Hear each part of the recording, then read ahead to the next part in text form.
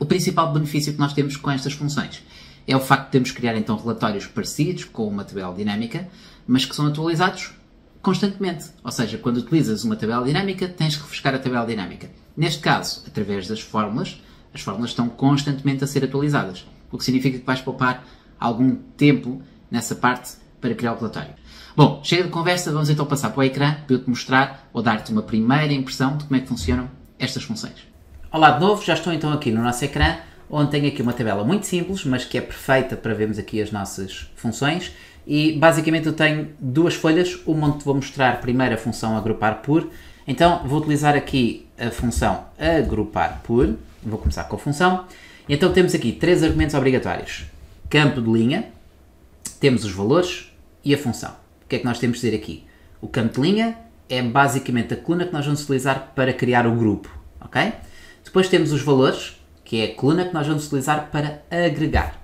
E depois escolhemos a função, que é a função que vai ser utilizada para essa agregação. Tão simples quanto isto, ok?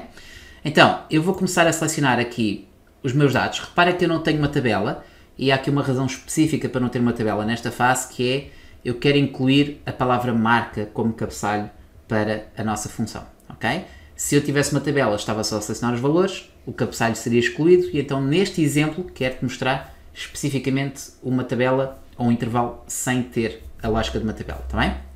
Então, temos o cabeçalho, aliás, os campos de linha, desculpa, e vamos então agora definir os valores. Os valores são os valores totais, ou seja, mais uma vez eu estou a incluir o cabeçalho da minha tabela, do meu intervalo.